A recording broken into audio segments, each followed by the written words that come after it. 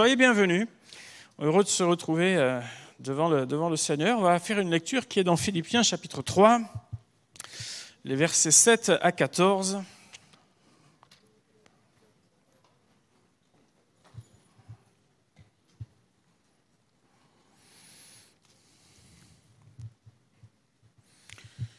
Donc l'apôtre Paul qui a écrit aux Philippiens, voilà ce qu'il leur dit, chapitre 3 à partir du verset 7. « Mais ces choses qui étaient pour moi des gains, je les ai regardées comme une perte à cause de Christ. Et même je regarde toutes choses comme une perte à cause de l'excellence de la connaissance de Jésus-Christ mon Seigneur, pour lequel j'ai renoncé à tout. Et je le regarde comme de la boue, afin de gagner Christ. Et d'être trouvé en lui, non avec ma justice, celle qui vient de la loi, mais avec celle qui s'obtient par la foi en Christ, la justice qui vient de Dieu par la foi, afin de connaître Christ et la puissance de sa résurrection et la communion de ses souffrances, en devenant conforme à lui dans sa mort, pour parvenir, si je puis, à la résurrection d'entre les morts.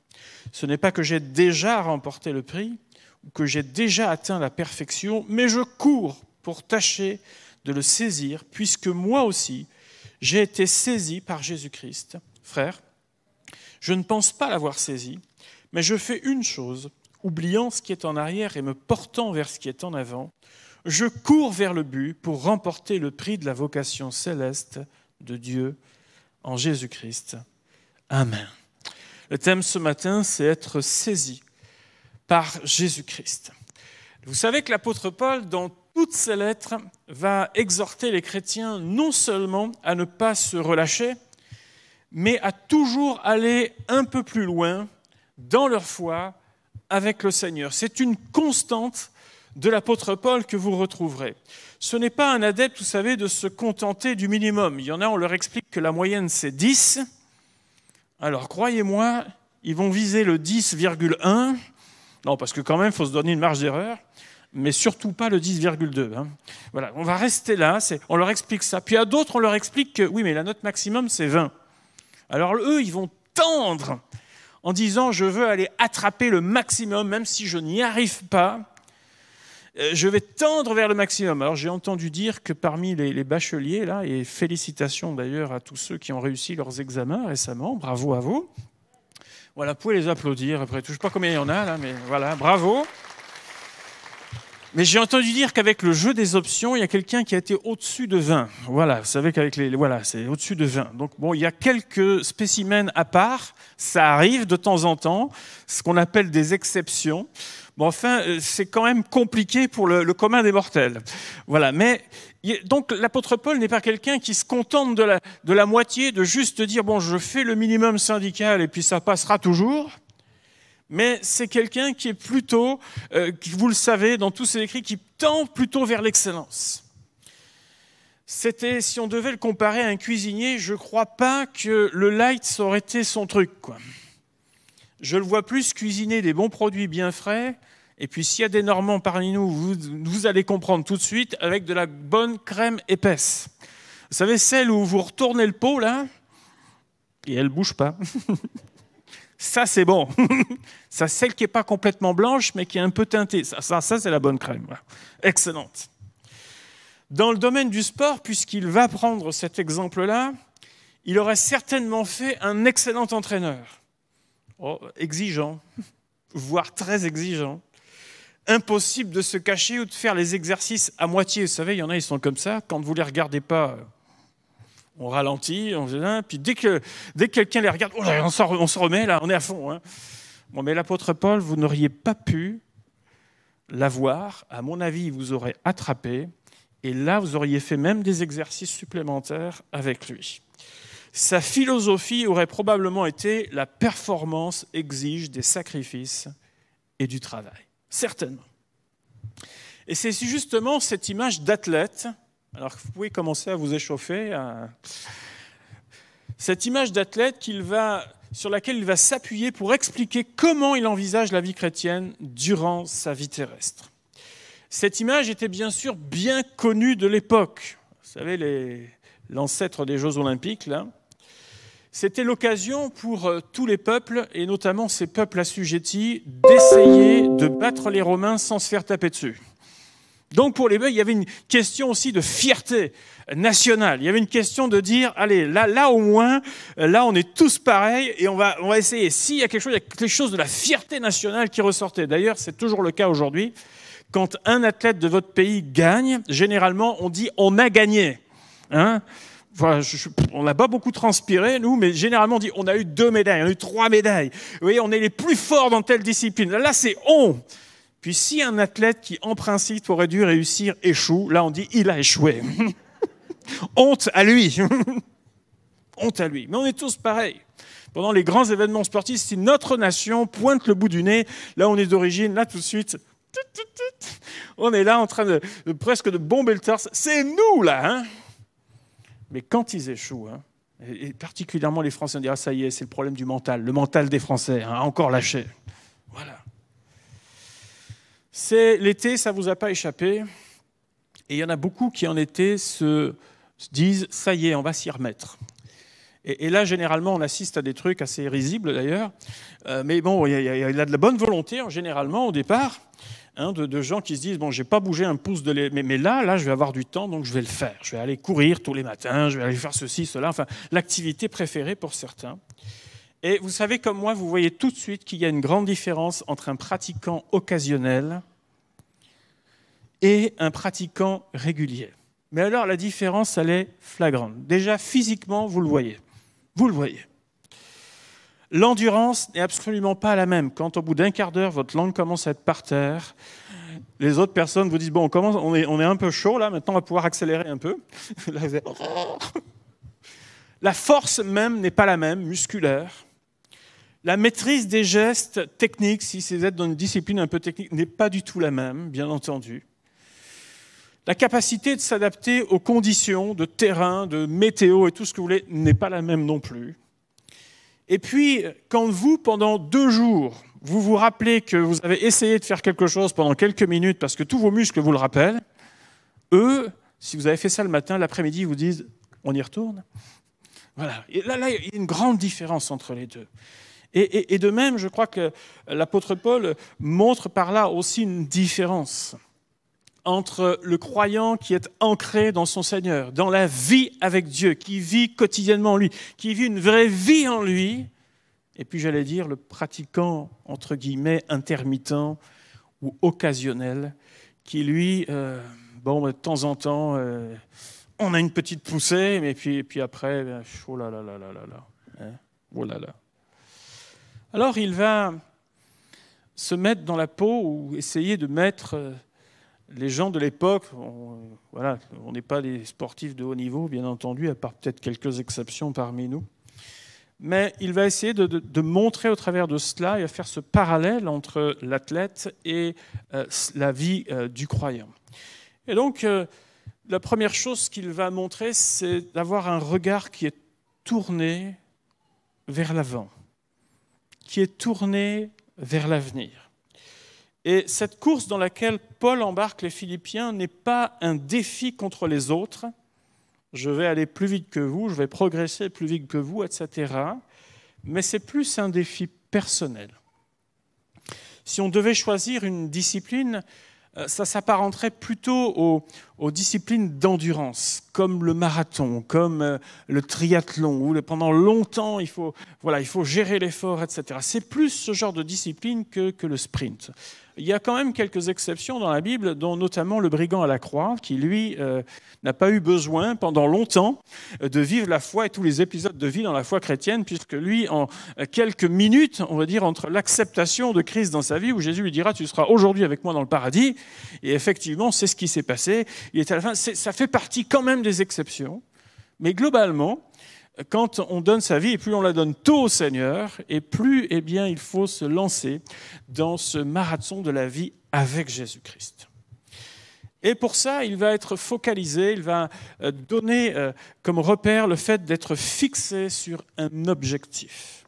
Les athlètes, c'est beau de les voir courir, sauter, tout ce que vous voulez dans les stades, mais avant d'en arriver là, avant de répondre aux interviews, avant d'être sur la boîte peut-être et d'être médaillé, etc., tout ce que vous voulez. Avant d'en arriver là, il y a des heures et des heures et des heures d'entraînement, qu'il fasse chaud, qu'il fasse froid, tôt parfois, lever tôt le matin, et plusieurs séances entrecoupées d'entraînement dans la journée, etc. Il y a vraiment tout un objectif qui est donné. Et pendant tout ce temps-là, évidemment, pour avoir ce type de rythme, vous pensez bien que s'il n'y a aucun objectif, ça va être compliqué de se dire « je me lève ce matin ». Mais parce qu'il y a un objectif, parce qu'on a envie de réussir, alors à ce moment-là, l'athlète va conditionner sa vie autour de cela. Et dire parce que je veux réussir, alors je fais ça. Je vais peut-être faire certains sacrifices. Je vais, au lieu de manger mes chips devant la télé, je vais pas manger les chips déjà, et puis au lieu, je vais prendre du sommeil, etc. Et pour pouvoir repartir le lendemain. Il y a tout un environnement autour de ça. Le regard est tourné vers l'avenir, le regard est tourné vers l'arrivée. Et pour nous, croyants, bien entendu, ce n'est pas une question de chips ou pas de chips, mais pour nous, c'est être considéré, c'est quoi la ligne d'arrivée pour nous? Quelle est la ligne d'arrivée? Est-ce que le fait d'avoir donné ma vie à Jésus, c'est la ligne d'arrivée? Certains le pensent. J'ai fait ce qu'il fallait. Non, c'est la ligne de départ. Tu as pris le bon départ, dans la bonne, entre guillemets, dans la bonne course. Mais la ligne d'arrivée, c'est de passer l'éternité avec le Seigneur. Alors il dira, oubliant ce qui est en arrière. Oublier, est-ce que ça signifie être amnésique, d'avoir complètement dit, tiens d'ailleurs le personnage qui a fait ça, c'était pas moi. La personne qui a vécu pendant X années avant de connaître le Seigneur, elle n'a pas existé. D'ailleurs, tout a été effacé dans ma mémoire. Non, absolument pas. Ce n'est pas ce que l'apôtre Paul enseigne, puisque lui-même a donné déjà son témoignage dans les Écritures. Il a témoigné de son passé. Mais ce qu'il veut dire, c'est ne plus être chargé ou ne plus être retenu par le passé. Le danger pour nous consiste à rester sur un événement de la vie, que ce soit une erreur, que ce soit un échec ou même un succès, et de dire, bon, là, de toute façon, je ne pourrais pas aller plus haut là, dans ce domaine, alors je n'envisage pas autre chose. Un peu comme l'apôtre Pierre, qui, lorsqu'il était sur la montagne de la Transfiguration, il dit, bon, là, c'est bon, hein. On reste là. On reste là, le monde peut se suspendre, il peut se passer ce qu'il veut. Non, mais nous, on reste là. Non, et puis Jésus dira, non, on va continuer, puis ce n'était pas pour des petites choses, on va continuer, on va poursuivre cela. Lui se concentre sur l'arrivée, il se concentre sur le but même de sa vie. Et vous savez comme moi qu'il y a des moments où l'on fait ce qu'on appelle des bilans intermédiaires dans la vie. Parfois c'est après une étape importante, certains le font le 31 décembre, 1er janvier, mais après parfois une étape importante de la vie, j'ai fini mes études, j'ai fini mon travail, mon activité dans tel endroit, etc. Ou après un événement de la vie important qui parfois nous fait réfléchir. Au changement de dizaine, ça arrive, 40 ans, 50 ans, 60 ans, l'arrivée de la retraite, et d'un côté on est content, on dit je vais récupérer du temps, mais d'un autre ça veut dire ah oui, il y a quand même tout ça de passé, voilà. Ou quand les enfants commencent à quitter le foyer, d'ailleurs c'est un peu tout est un peu groupé là-dedans. C'est parfois l'occasion de se recentrer sur ce qui nous semble essentiel. C'est un peu à l'image de, vous savez, quand on part dans la vie souvent, et même pour les jeunes mariés, on n'a pas toujours grand-chose. D'ailleurs, les générations d'avant étaient capables de démarrer avec quasiment rien. Aujourd'hui, c'est un peu plus quand même. Quand on dit rien, c'est rien. Il n'y a pas de meubles particuliers. Certains avaient des caisses à orange. Là, voilà, il n'y avait vraiment rien de chez rien. On démarre avec rien.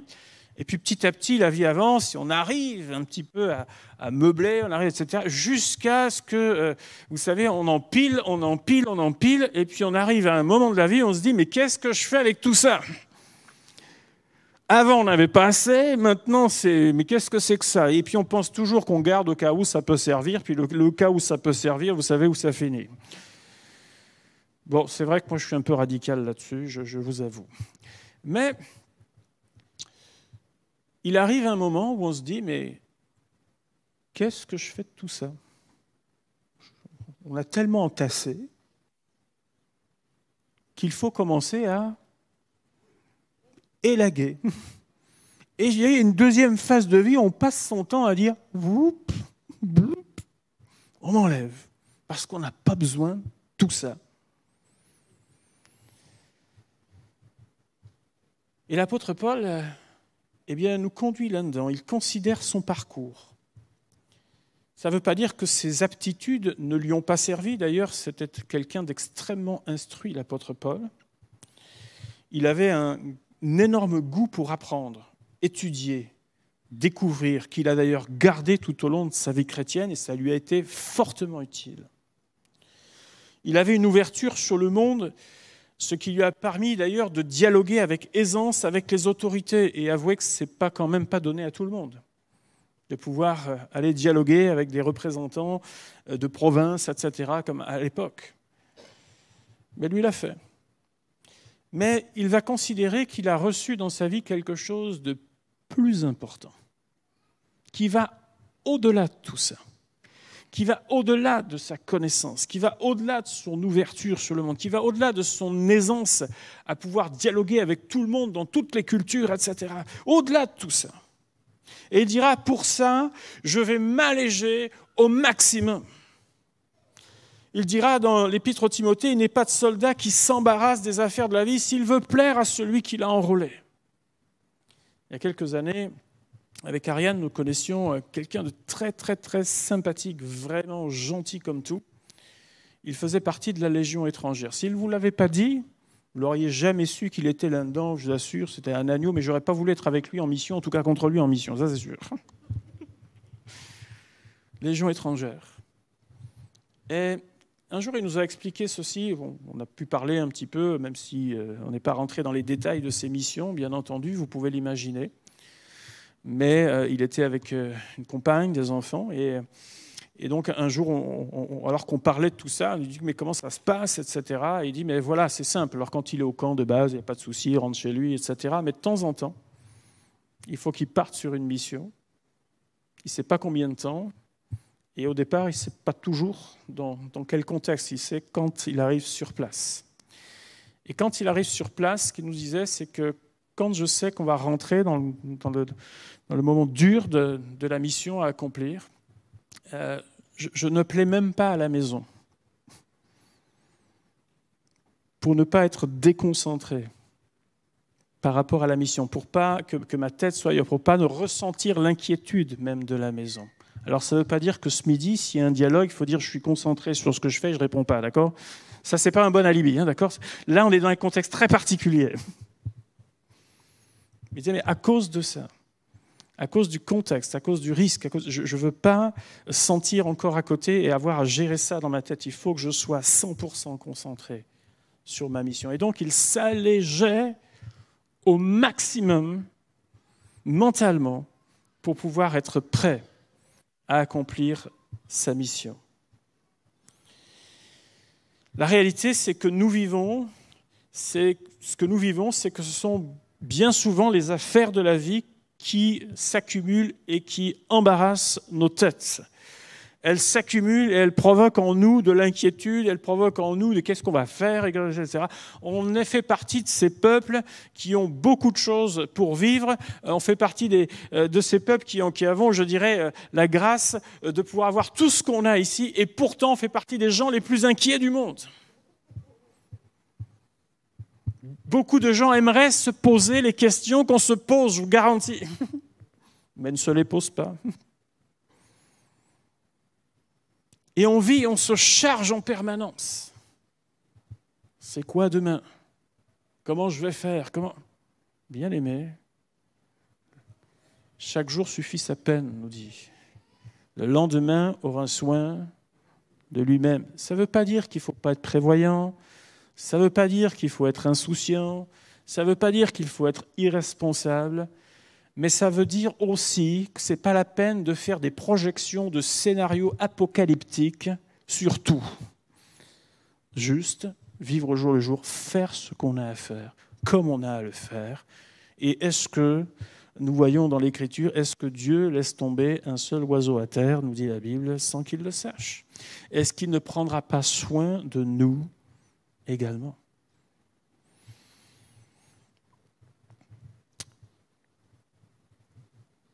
Un autre terme qu'il emploiera, c'est le fait de renoncer.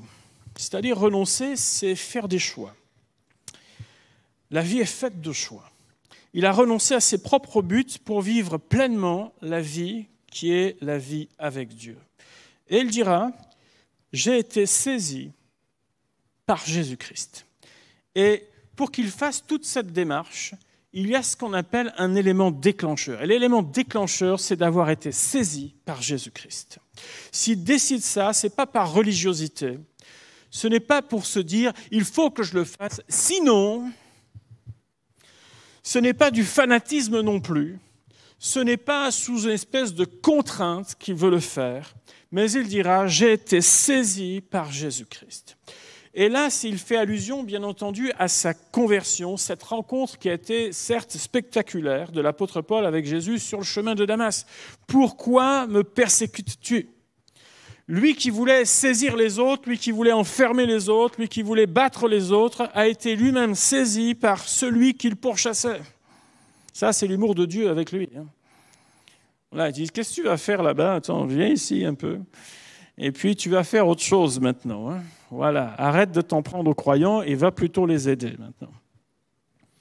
Ce verbe « saisir », on peut le comprendre par une autre image, peut-être, c'est celui en cuisine, vous savez, lorsque vous plongez un aliment dans l'eau bouillante ou bien dans l'huile bouillante, où il va changer d'état assez rapidement. Et dans tout ce passage, il est question que l'apôtre Paul a écrit, il est question de saisir, de gagner, de connaître Christ. Et le même terme a été employé dans Éphésiens chapitre 3 pour également essayer de voir ce qu'il signifie. Éphésiens 3, elle dira, afin qu'étant enracinés et fondés dans l'amour, vous puissiez comprendre. Comprendre, c'est le même terme utilisé pour saisir dans le passage que nous avons lu tout à l'heure. Vous puissiez comprendre avec tous les saints quelle est la largeur, la longueur, la profondeur et la hauteur, et connaître l'amour de Christ qui surpasse toute connaissance, en sorte que vous soyez remplis jusqu'à toute la plénitude de Dieu. Saisir, comprendre, et on comprend que dans ce comprendre-là, il ne s'agit pas de quelque chose simplement de comprendre intellectuellement. Ah ouais, la hauteur, la longueur, ouais, bon, ça va, on a tous fait un minimum de mathématiques et de géométrie, les cubes, machin, les volumes, c'est bon, ok. Mais on voit au travers de ça qu'il parle de la vie avec Jésus, d'une vie avec Dieu. Et d'une vie qui est pleine, qui est entière, qui va jusqu'à toute la plénitude de Dieu. Et là, on comprend que l'apôtre Paul ne met pas de limite à ça. On comprend que ce n'est pas juste la moyenne, le 10, avec un petit demi-point supplémentaire. Non, on comprend que là, il va tendre vers cette excellence. Il va tendre vers le maximum. Il s'agit de sa conversion, de son engagement, où Paul est devenu un passionné de la vie en Christ. Et il voulait vivre tout ce qu'il pouvait de la plénitude de Dieu. Ça signifie qu'il ne se donnait absolument aucune limite là-dedans. Paul cherchait toujours plus à comprendre Jésus. Paul cherchait à approfondir sa communion avec lui. Il ne se satisfaisait pas de son état spirituel présent, ni même de ses succès missionnaires. Mais il disait toujours plus près de mon Seigneur, toujours plus près de lui. Nous voyons dans l'Écriture que Paul n'est pas une exception. Plusieurs personnages dans l'histoire biblique ont été aussi saisis de différentes manières par Dieu. Et nous voyons que lorsque c'est systématiquement le cas, la vie n'est plus la même. Il y a une différence entre voir, entre juste rencontrer, juste faire une expérience, et le fait d'être saisi par Dieu. Élisée fait partie de ces personnages qui ont été saisis par Dieu. Vous le retrouvez en train de labourer les champs de la maison familiale, et il va se passer encore une fois un geste assez particulier, c'est que Élie, le prophète, qui enfin est rétabli et repart dans sa mission avec Dieu, va arriver, il va lui jeter le manteau dessus. C'était ce signe ou symbole d'appel ou encore de mise à part d'Élisée pour cela. Et à partir de ce moment-là, alors que Élisée prend lui-même la décision de dire « je comprends ce qui est en train de se passer », il va entrer dans une vie qui est totalement nouvelle, différente. Ça ne veut pas dire que ce qu'il faisait n'était pas légitime, loyal, inutile. Bien entendu, il travaillait, il se donnait dur à la tâche, il n'y a aucun souci là-dessus. Il avait raison de le faire. Mais à ce moment-là, il comprend ce qui se passe dans sa vie et il va même aller jusqu'à brûler l'attelage et offrir en sacrifice la paire de bœufs afin de partir dans la vocation qui est la sienne en Jésus. Et comprenez que la paire de bœufs, pendant des siècles et des siècles, on faisait tout pour conserver une paire de bœufs. Certains, vous savez que les tables étaient rattachées même aux maisons, entre guillemets, vous mangez dans votre cuisine ou dans votre pièce principale, vous aviez la tête des bœufs qui passaient chez vous. C'était ça pendant des siècles. On les soignait comme on peut soigner une des personnes de la maison, parce qu'on savait que les bœufs, c'était le revenu de la maison. Leur travail, l'abattage de leur travail permettait les récoltes, permettait un tas de choses, et c'était quelque chose d'essentiel, d'important pour la vie.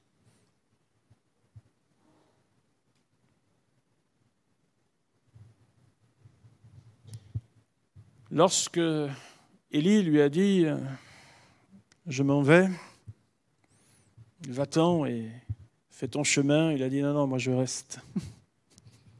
Il n'a pas pu se décoller d'Élisée, qui était là comme une sangsue jusqu'au bout, avec lui. Les gens avaient compris qu'Élie allait partir, mais ils pensaient qu'il allait être transféré ailleurs. Mais lui avait compris que Élie allait rejoindre son Seigneur et que la suite, il allait devoir continuer pour la suite. Il a connu une opposition qui était extrêmement vive à l'époque. Je rappelle qu'on n'est pas en période de réveil spirituel au temps d'Élisée, c'était même plutôt assez dur. Le terrain était dur et rocailleux. Avec ceux qui gouvernaient à l'époque, ils étaient, pardon de le dire, mais complètement à côté de la plaque. Alors que c'était le peuple de Dieu, mais ils étaient complètement à côté. Et bien souvent, quand les prophètes arrivaient, ça faisait des arcs électriques. Il a connu des temps de famine également. Il a été pourtant comme un repère pour le peuple de Dieu et pour plusieurs qui avaient soif de Dieu dans cette période. Et la main de Dieu l'a accompagné partout où il a été. Pourquoi est-ce qu'il ne s'est pas découragé dans ces moments-là? Pourquoi est-ce qu'il n'a pas laissé tomber? Parce qu'il a été saisi par Dieu. Et ce qu'il avait reçu dans son cœur était plus grand que la famine. Ce qu'il avait reçu dans son cœur était plus grand qu'une foi qui était en train de tomber. C'était plus grand que tout ce qu'il voyait de ses yeux. Il savait que si Dieu est quelque part, alors les choses pouvaient changer. Il le savait. Et à partir de ce moment-là, quelles que soient les circonstances, lui ne bouge pas. Il continue. Il avance dans ce que Dieu lui donne. Oh, bien sûr, il aurait préféré vivre des grands temps de réveil. Mais réveil ou pas réveil, lui, il vit dans cette vie de son Dieu qui l'a appelé et qui l'amène à aller plus loin. Cet homme a été saisi par Dieu et cette passion ne l'a jamais quitté.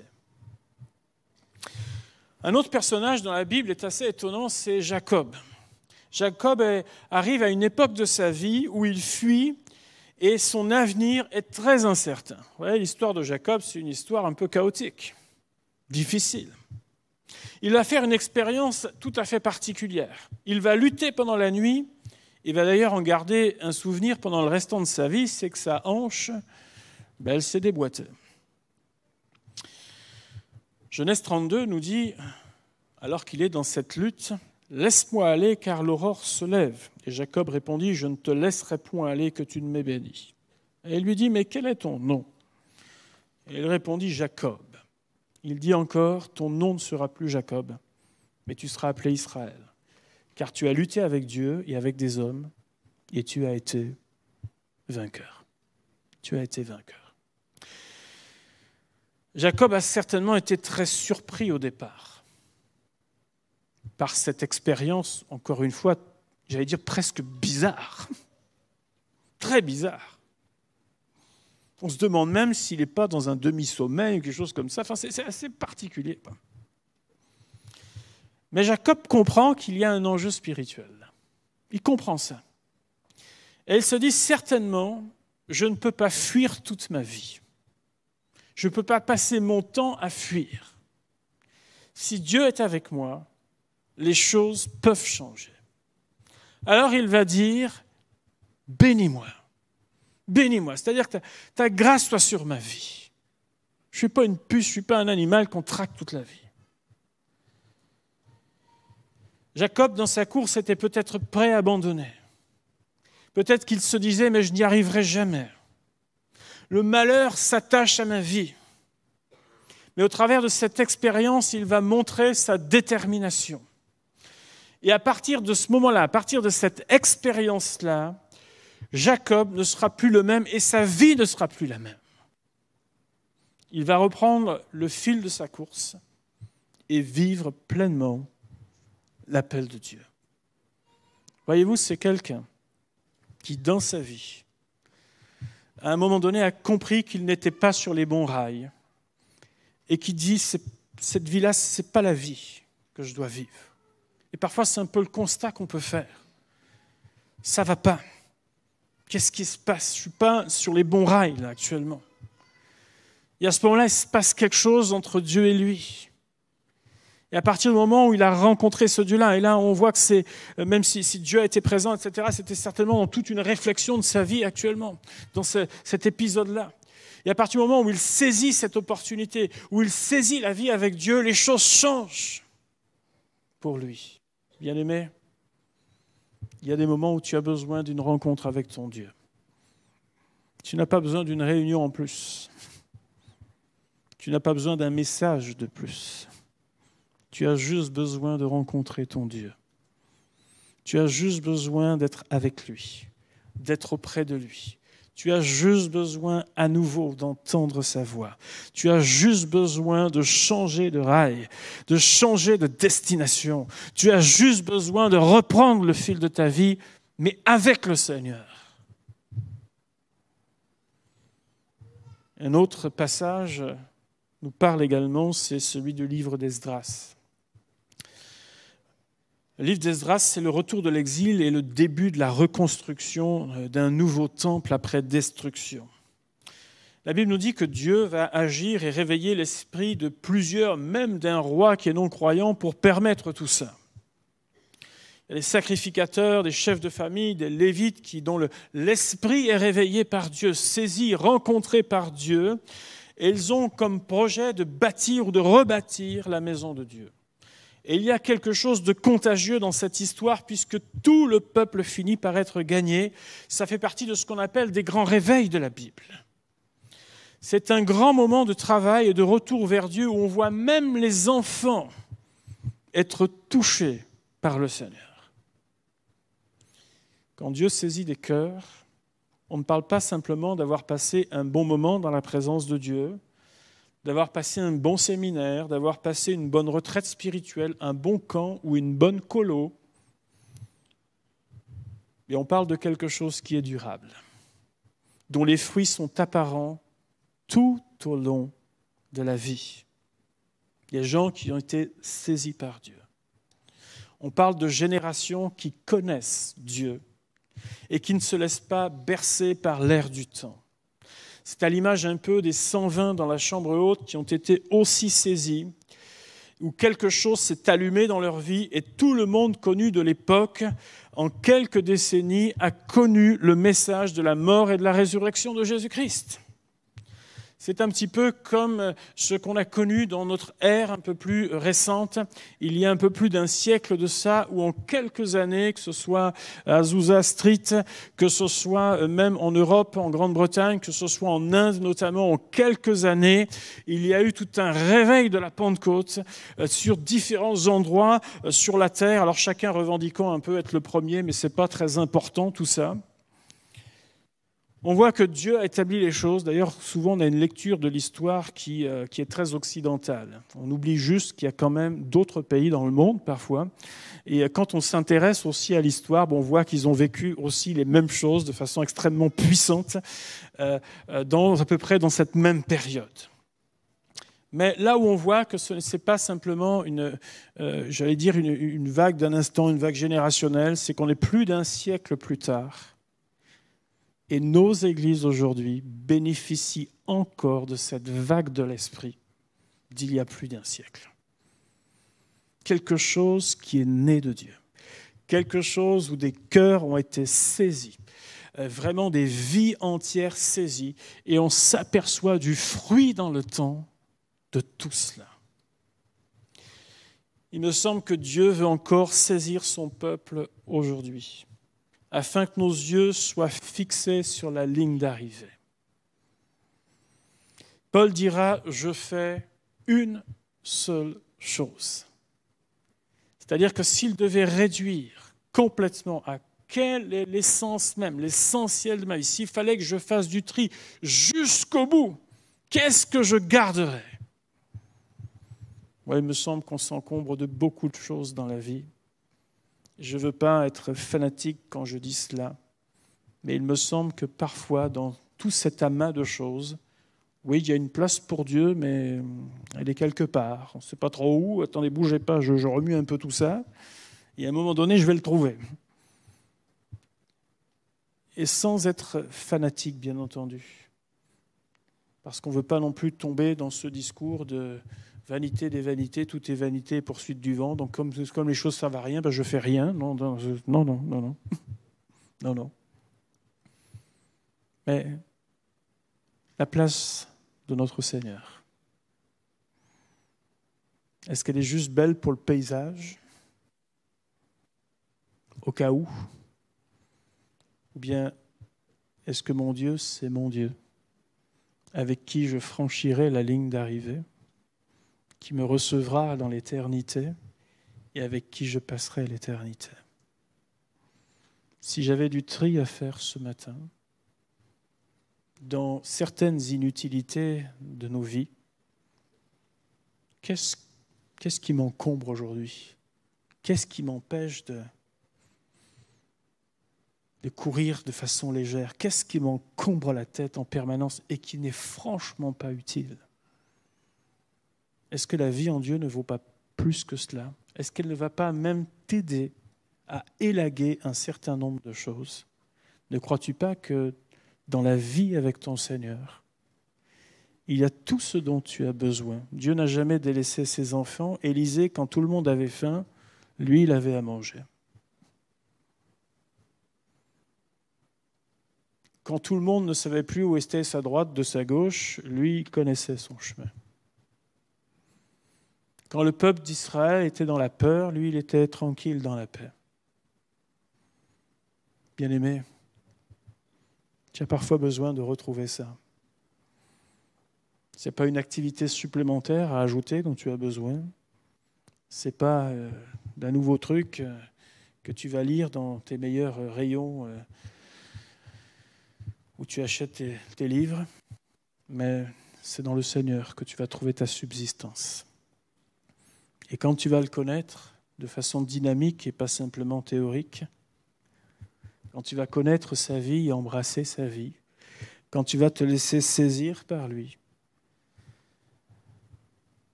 un certain nombre de choses vont devenir tout à fait logiques pour toi. Pour toi, ce ne sera pas un sacrifice, un crève-cœur de dire « ça, c'est plus la peine pour moi », mais tu vas dire « c'est normal, c'est normal, j'en ai pas besoin, parce que je me charge en permanence ». Mais que Dieu nous aide encore aujourd'hui à être saisis par Dieu, à se laisser rencontrer par Dieu, à se dire comme Jacob, il y a un truc qui tourne pas rond là. Moi, je veux retrouver le fil que parfois je perds au travers d'un tas de choses qui se passent dans ma tête. Que Dieu nous aide ce matin à être à nouveau saisis par lui. Courir dans la bonne course, chacun à son rythme, pas contre les autres, mais aller vers la ligne d'arrivée. En disant, Seigneur, tu me recueilleras je serai avec toi dans l'éternité, pour l'éternité. Alléluia. Te bénissons, Seigneur, ce matin. Nous te rendons grâce. Je veux te prier, Seigneur, que tu nous aides à appréhender cette vie comme nous devons le faire. Avec joie, avec simplicité de cœur. Je veux te prier que tu n'es pas la dernière place, mais que tu es la première dans nos vies. Et je veux te prier que notre vie, elle soit bâtie autour de ta personne. Afin que nous soyons heureux, Seigneur. Et que nous puissions vivre à 100% la vie qui est en toi. Seigneur, merci pour tous les exemples que tu nous as donnés dans l'histoire, dans l'Écriture, de ces gens qui ont marché avec toi, qui ont su traverser tous les temps, les époques, parfois même les temps d'épreuve. Mais Seigneur, tu as été avec eux, tout comme tu es avec nous aujourd'hui, Seigneur. Merci parce que tu accompagneras chacun de tes enfants jusqu'au bout, Seigneur. Et nous voulons faire partie de ces gens qui sont saisis par toi, Seigneur. Pas simplement qui vivent une expérience, mais qui sont saisis par toi. Afin, Seigneur, que nous tenions bon, quelle que soit la vie, Seigneur, et que jusqu'au bout, nous puissions marcher avec toi. Sois béni, Seigneur. On se remercie. Amen.